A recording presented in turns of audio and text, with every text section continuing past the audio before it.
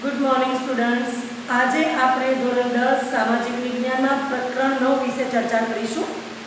પ્રકરણનું નામ છે વન સંસાધન અને વન્યજીવ સંસાધન. આ પહેલા પ્રકરણ 8માં આપણે જોઈ ગયા કે સંસાધનો કોને કહેવાય, સંસાધનના પ્રકારો કયા છે, તેનું વર્ગીકરણ કેવી રીતે કરવામાં આવ્યું છે, સંસાધનોનો ઉપયોગ શું છે અને એક અગત્યનું સંસાધન એવું ભૂમિ સંસાધન, જેના વિશે પણ આપણે માહિતી મેળવી છે. ભૂમિ સંસાધનમાં પણ આપણે જમીનનું નિર્માણ કેવી રીતે થાય છે, જમીનનું ધોવાણ કેવી રીતે થાય છે તે જોઈ ગયા, વિવિધ જમીનોના પ્રકાર જોઈ ગયા, તે જમીનોમાં કયા કયા દ્રવ્યો પોષક તત્વો રહેલા છે તે પણ જોઈ ગયા, જમીનનું સંરક્ષણ એટલે કે ભૂમિ સંરક્ષણ કેવી રીતે કરી શકાય તે પણ જોઈ ગયા. અહીંયા આપણે વન સંસાધન અને વન્યજીવ સંસાધન વિશે ચર્ચા કરવાની છે. વન સંસાધન અને વન્યજીવ સંસાધન શું છે, કેવી રીતે આપણે એનો ઉપયોગ કરીએ છીએ, એ પહેલાં આપણે ફરીથી એકવાર જાણી લઈએ કે સંસાધન કોને કહેવાય. તો કુદરતમાં હજારો તત્વો પડેલા છે, પણ એ હજારો તત્વોને આપણે ત્યાં સુધી સંસાધન નથી કહી શકતા જ્યાં સુધી આપણે આપણી બુદ્ધિમત્તા, આપણી આવડત અને આપણા કૌશલ્યથી તેને ઉપયોગમાં નથી લેતા, તેનો ઉપભોગ નથી કરતા. માણસ જ્યારે તેની જરૂરિયાત પૂરી કરવા માટે કુદરતમાં રહેલા આ તત્વોનો ઉપયોગ કરતો થાય છે ત્યારે જ આ તત્વો સંસાધનો કહેવાય છે. ઉદાહરણ તરીકે લઈએ ખનિજ સંસાધન.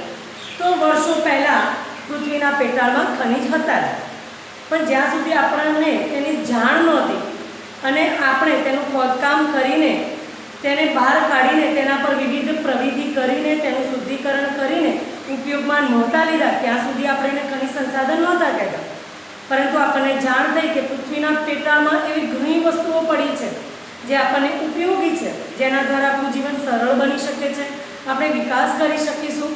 ત્યારે આપણે પૃથ્વીના પેટાળમાં રહેલી એ દરેક વસ્તુઓને, એ ધાતુમય ખનિજ હોય કે અધાતુમય ખનિજ હોય, દરેકને બહાર નીકાળીને ખોદકામ કરીને બહાર નીકાળી પછી વિવિધ પ્રવિધિઓ કરવામાં આવી અને તેનું શુદ્ધિકરણ કરવામાં આવ્યું અને ત્યાર પછી આપણે એ ખનિજોનો ઉપયોગ કરતા શીખ્યા, જેના દ્વારા આપણા જીવનને આપણે સરળ બનાવ્યું, આપણો વિકાસ પણ થઈ રહ્યો છે. તો આ વસ્તુઓ, આ જે દરેક તત્વો છે જે પૃથ્વીના પેટાળમાં રહેલા છે કે પછી પૃથ્વી પર છે, જે આપણી આજુબાજુ છે, તેનો ઉપયોગ કરતાં આપણે શીખીશું ત્યારે આ દરેક વસ્તુ સંસાધન કહેવાશે. તો હવે આપણે એક મહત્વનું સંસાધન એવું વન સંસાધન અને વન્યજીવ સંસાધન વિશે માહિતી મેળવીશું. પહેલું છે વન સંસાધન. વન સંસાધન દ્વારા પણ આપણા રોજબરોજની કેટલી જરૂરિયાતો પૂરી થાય છે, જેનાથી આપણું જીવન સરળ પણ બન્યું છે. વન સંસાધન દ્વારા કેટલા ઉદ્યોગો છે જે અત્યારે ચાલી રહ્યા છે, જેના થકી આપણી રોજબરોજની જરૂરિયાતો પૂરી થઈ છે, આપણે પ્રગતિ કરી શક્યા છીએ. તો ચલો વન સંસાધન વિશે વિગતવાર માહિતી મેળવીએ. વન સંસાધનમાં સૌથી પહેલાં આપણે સમજીશું કે વન એટલે શું, વન કોને કહેવાય.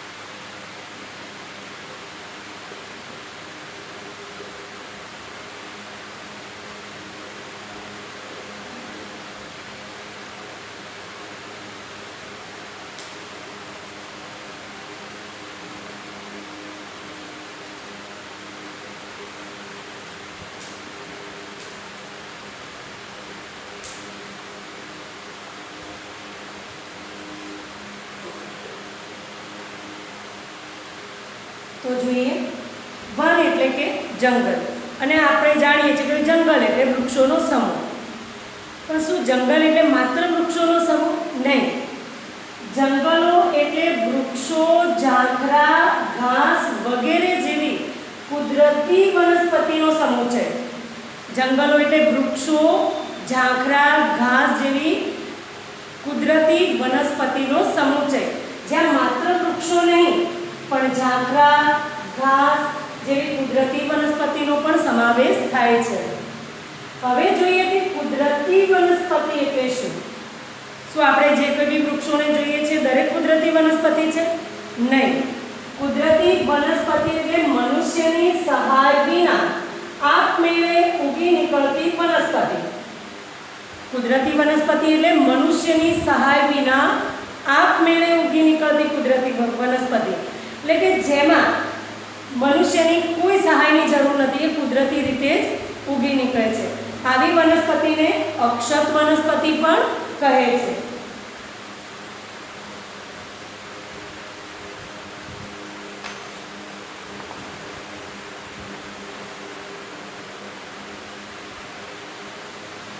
તો કુદરતી વનસ્પતિને અક્ષત વનસ્પતિ પણ કહેવાય છે.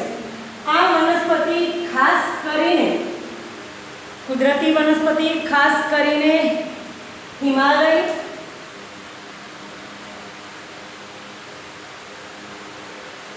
સુંદરવન અને થરના રણ વિસ્તારમાં જોવા મળે છે. આ અક્ષત વનસ્પતિ એટલે કે કુદરતી વનસ્પતિ ખાસ કરીને હિમાલય, સુંદરવન અને થરના રણ વિસ્તારમાં જોવા મળે છે. હવે આ કુદરતી વનસ્પતિ એટલે કે આ જંગલો એને સાચવવા આપણા માટે જરૂરી છે. જો જંગલોને સાચવીશું તો જ આપણે પ્રગતિ કરી શકીશું, આપણું અસ્તિત્વ ટકાવી રાખીશું. તો સરકાર આના માટે પ્રયત્નો કરી રહી છે. તો આ વૃક્ષોને, આ જંગલોને સાચવવા માટે સરકારે સૌપ્રથમ તેનું વર્ગીકરણ કર્યું છે, અને એ વર્ગીકરણ જંગલોની માલિકીના આધારે અને વહીવટને આધારે કરવામાં આવ્યું છે, વ્યવસ્થાપનને આધારે કરવામાં આવ્યું છે. તો આપણે જંગલોના પ્રકારો જોઈશું, તેનું વર્ગીકરણ કેવી રીતે કરવામાં આવ્યું છે જોઈશું. ધોરણ 9માં તમે શીખી ગયા છો જંગલોનું વર્ગીકરણ, જંગલોના પ્રકારો, પણ તે કેવા હતા? આબોહવાના આધારે હતા. આબોહવાના આધારે જંગલોના પ્રકારો આપણે જોઈ ગયા છીએ, જેમ કે ઉષ્ણકટિબંધીય કાંટાળા જંગલો, ઉષ્ણકટિબંધીય ખરાબ જંગલો, સમશીતોષ્ણ કટિબંધીય જંગલો. આપણે આના વિશે ધોરણ 9માં ભણી ગયા છીએ. પણ અહીંયા આપણે આબોહવાની દ્રષ્ટિએ જંગલોના પ્રકાર નથી જોવાના, પણ માલિકીના આધારે જંગલોના પ્રકારો જોવાના છે, વહીવટના આધારે જંગલોના પ્રકાર જોવાના છે. શબ્દો પરથી આપણે સમજી શકીશું કે માલિકીના આધારે એટલે એમાં કઈ વસ્તુઓ હશે, વહીવટના આધારે એટલે એમાં શું હોઈ શકે. ઘણીવાર કોઈ પણ વસ્તુને આપણે સમજવા માંગીએ તો તે શબ્દને સમજીએ તો પણ આપણે ઘણું બધું સમજી શકતા હોઈએ છીએ. ચલો હવે આપણે જંગલોના વર્ગીકરણ વિશે માહિતી મેળવીએ.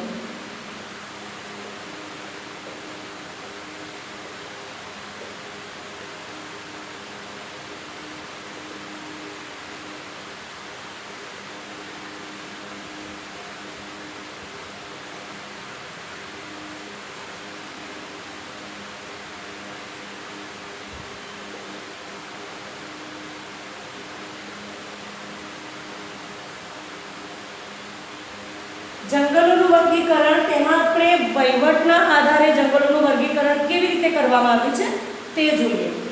તો પહેલું છે અનામત જંગલો, બીજો પ્રકાર છે સંરક્ષિત જંગલો, અને ત્રીજો પ્રકાર છે અવર્ગીકૃત જંગલો. વહીવટના આધારે જંગલોના 3 પ્રકાર પડે છે. એક અનામત જંગલો, 2 સંરક્ષિત જંગલો, 3 અવર્ગીકૃત જંગલો. હવે જોઈએ કે અનામત જંગલો કોને કહીશું. તો વહીવટના આધારે છે એટલે આપણે પહેલા એ સમજીએ કે આનો વહીવટ કોના હાથમાં છે. તો અનામત જંગલો એટલે કે જેનો વહીવટ સરકાર દ્વારા કરવામાં આવે છે, જેનો વહીવટ સરકાર દ્વારા કરવામાં આવે છે અથવા સરકાર દ્વારા નિયંત્રણ કરવામાં આવે છે. આ જંગલો પર સરકાર દ્વારા વહીવટ કરવામાં આવે છે, ત્યાંનો કંટ્રોલ સરકાર કરે છે. એટલે કંટ્રોલ એટલે કેવો કંટ્રોલ તો જોઈએ કે ત્યાં લાકડા કાપવા કે પછી વીણવા, લાકડા કાપવા કે વીણવા પર પ્રતિબંધ હોય છે અને પશુ ચરાણ માટે મનાઈ હોય છે. અનામત જંગલોમાં સરકાર દ્વારા નિયંત્રણ રાખવામાં આવે છે અને લાકડા કાપવા હોય કે વીણવા હોય તેના પર પ્રતિબંધ હોય છે અને પશુ ચરાણ માટે સખત મનાઈ કરવામાં આવે છે. તો તેને કહેવાય છે અનામત જંગલો. હવે જોઈએ સંરક્ષિત જંગલો. એ પણ શબ્દ સમજતા જ આપણને લાગે છે કે સંરક્ષિત છે તો આ જંગલોના રક્ષણની વાત તો હશે જ. તો અહીંયા પણ નિયંત્રણ કોનું હોય છે? સરકારનું જ નિયંત્રણ હોય છે. પરંતુ ફરક એટલો છે કે ત્યાં સરકાર સ્થાનિક લોકોને એટલે જે તે વિસ્તારના આજુબાજુ રહે છે તે લોકો, સ્થાનિક લોકોને છૂટ આપી છે. સ્થાનિક લોકોને છૂટછાટ આપી છે કે વૃક્ષોને નુકસાન પહોંચાડ્યા વગર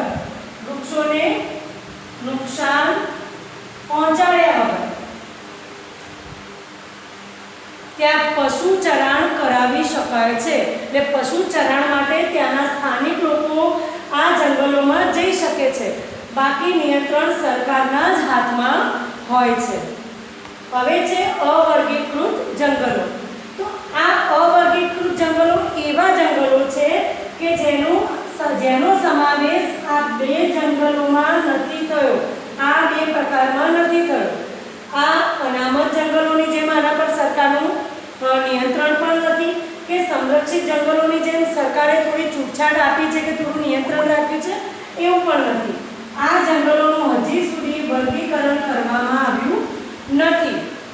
અહીંયા સ્થાનિક લોકો લાકડા પણ કાપી શકે છે, લાકડા વીણી પણ શકે છે અને પશુ ચરાણ માટે પણ પશુઓને લઈ જઈ શકે છે.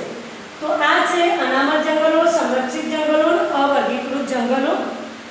હવે છે માલિકીના આધારે જંગલો અને વ્યવસ્થાપનના આધારે જંગલો.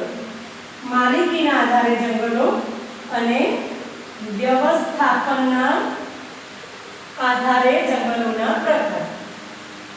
તો માલિકીના આધારે અને વ્યવસ્થાપનના આધારે પણ જંગલોના 3 પ્રકાર પડે છે.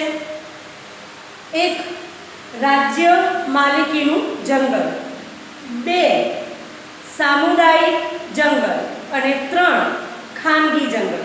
તો ત્યાં પણ આપણે શબ્દ દ્વારા સમજી શકીએ કે રાજ્ય માલિકીનું જંગલ એટલે શું અને સામુદાયિક જંગલ એટલે શું અને ખાનગી જંગલ એટલે શું. તો પહેલા સમજીએ રાજ્ય માલિકીનું જંગલ. બીજું છે સામુદાયિક જંગલ અને ત્રીજું છે ખાનગી જંગલ. હવે રાજ્યની માલિકીનું જંગલ એટલે ત્યાં કોનું નિયંત્રણ હશે? રાજ્ય સરકાર અને કેન્દ્ર સરકાર. રાજ્ય સરકાર અને કેન્દ્ર સરકાર. આ પ્રકારના જંગલમાં રાજ્ય સરકાર અને કેન્દ્ર સરકારનું નિયંત્રણ હોય છે.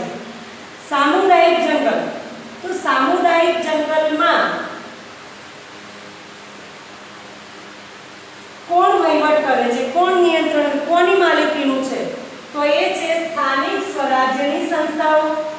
સ્થાનિક સ્વરાજ્યની સંસ્થાઓ. અને ત્રીજું છે ખાનગી જંગલ. તો ખાનગી જંગલ એટલે શબ્દ પરથી આપણે સમજી શકીએ કે કોઈ વ્યક્તિ કે પછી વ્યક્તિઓના સમૂહની માલિકી હોય. કોઈ વ્યક્તિની માલિકી હોય કે પછી કોઈ વ્યક્તિઓના સમૂહની માલિકી હોય. ચલો ફરીથી સમજીએ. રાજ્ય માલિકીનું જંગલ. તો રાજ્યની માલિકીનું જંગલ એટલે ત્યાં રાજ્ય સરકાર અથવા કેન્દ્ર સરકારની માલિકી હોય છે. આપણા મોટા ભાગના જંગલો રાજ્ય સરકાર અને કેન્દ્ર સરકારની માલિકીના જ હોય છે. સામુદાયિક જંગલ, જે જંગલોનો વહીવટ એટલે કે માલિકી સ્થાનિક સ્વરાજ્યની સંસ્થાઓના હાથમાં છે. હવે સ્થાનિક સ્વરાજ્યની સંસ્થાઓ એટલે કઈ સંસ્થાઓ જે આપણે પ્રાઇમરીમાં ભણી ગયા છીએ, જેમ કે ગ્રામ પંચાયત, નગરપાલિકા, મહાનગરપાલિકા, જિલ્લા પંચાયત, આ જેવી સંસ્થાઓ છે તેને સ્થાનિક સ્વરાજ્યની સંસ્થાઓ કહેવામાં આવે છે. આપણા ગામના શહેરના આજુબાજુ જ્યાં નાના મોટા જંગલો જોવા મળે છે એ આ પ્રકારના જંગલો છે. હવે રહી વાત ખાનગી જંગલ. તો આપણને પ્રશ્ન થાય કે જંગલ તો વળી ખાનગી હોતા હશે, શું કોઈની માલિકી ના હોતા હશે? હા, હોય છે. આપણા દેશમાં એવા કેટલાય જંગલો છે જે કોઈ વ્યક્તિના સમૂહની માલિકીના જંગલો છે. પરંતુ અહીંયા ખાનગી જંગલોમાં એક નુકસાન જોવા મળ્યું છે આપણને કે ખાનગી જંગલો મોટા ભાગે ક્ષત વિક્ષત અવસ્થામાં જોવા મળ્યા છે, ઉજ્જડ અવસ્થામાં જોવા મળ્યા છે. હવે જે જંગલોની માલિકી સરકારની છે, સરકાર નિયંત્રણ રાખે છે, સરકાર તેના માટે નિયમો બનાવે છે, તો માનીએ છીએ કે એ જંગલોનું સંરક્ષણ થતું હશે. લોકો કાયદાનું પીઠબળ, સરકાર કાયદા દ્વારા એ જંગલોનું પણ રક્ષણ કરે છે. વ્યક્તિ ડરે છે જંગલોનું નુકસાન કરતા પહેલા. પણ અહીંયા તો ખાનગી છે, ત્યાં કોઈનો કંટ્રોલ છે જ નહીં. હવે જ્યાં કોઈનો કંટ્રોલ નથી, કોઈનું નિયંત્રણ નથી, તો સ્વાભાવિક છે કે આ જંગલો ઉજ્જડ અવસ્થામાં જોવા મળે છે. તો અહીંયા આપણે વન સંસાધન વિશેની માહિતી મેળવી. આના પછી પણ છે નિર્વનીકરણ એટલે કે જંગલોનો વિનાશ કેવી રીતે થયો છે, જંગલોના વિનાશથી આપણા પર કેવી કેવી અસરો થઈ છે વગેરે પણ નેક્સ્ટ ટોપિકમાં જોઈશું.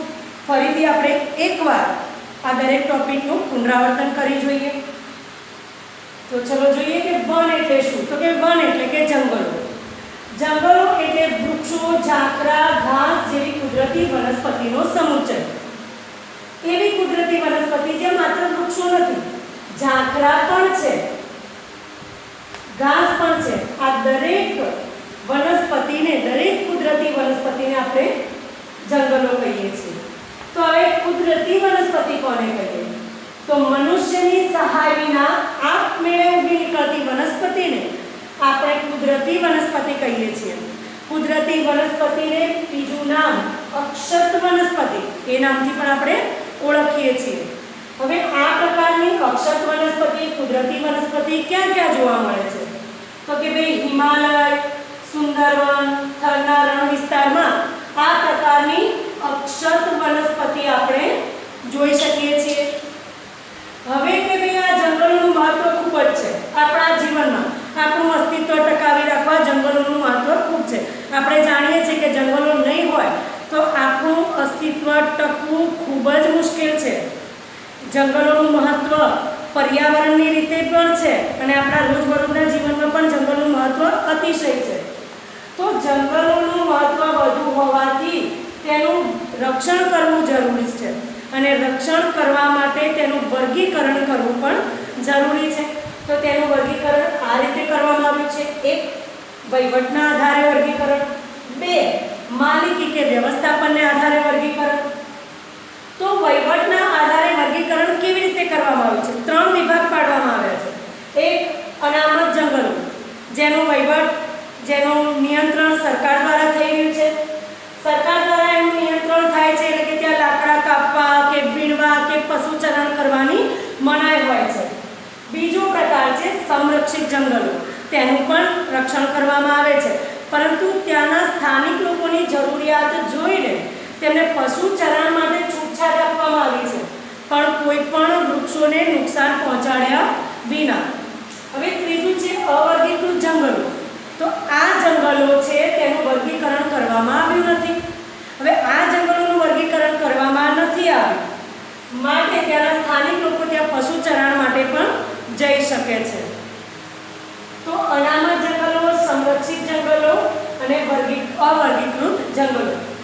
આ બે જંગલો આપણે જોઈએ છીએ કે તે સચવાઈ રહ્યા છે સરકારના નિયંત્રણ દ્વારા, જેના દ્વારા આપણે જંગલોનું મહત્ત્વ સમજી શક્યા છીએ, જંગલોનો ઉપયોગ કરી રહ્યા છે અને ભવિષ્ય માટે પણ આપણે જંગલોનું રક્ષણ કરી શકીએ છીએ. બીજું છે માલિકી અને વ્યવસ્થાપનને આધારે. તો ભાઈ રાજ્ય માલિકી, તો રાજ્ય સરકાર અથવા કેન્દ્ર સરકાર તેનું નિયંત્રણ કરે છે, એ માલિકી તેમના હાથમાં છે. ખાનગી જંગલો આપણે જોઈ ગયા કે હા ભાઈ ખાનગી જંગલો હોય છે. આવા જંગલો ભારતમાં ઓડિશા, મેઘાલય, હિમાચલ પ્રદેશ અને પંજાબ જેવા રાજ્યોમાં જોવા મળે છે. હવે આપણે ખાનગી જંગલો, સામુદાયિક જંગલો અને રાજ્યની માલિકીના જંગલો વિશે, અનામત જંગલો વિશે, સંરક્ષિત જંગલો વિશે, અવર્ગીકૃત જંગલો વિશે માહિતી મેળવી. વન કોને કહેવાય, કુદરતી વનસ્પતિ કોને કહેવાય, આ દરેક માહિતી આપણે મેળવી છે. હવેના નેક્સ્ટ લેક્ચરમાં નિર્વનીકરણ વિશે શીખીશું. નિર્વનીકરણ એટલે કે જંગલોનો વિનાશ. જંગલોનો વિનાશ શા માટે થઈ રહ્યો છે અને તેને રોકવા માટે આપણે શું કરવું જોઈએ તેની ચર્ચા આપણે નેક્સ્ટ લેક્ચરમાં કરીશું.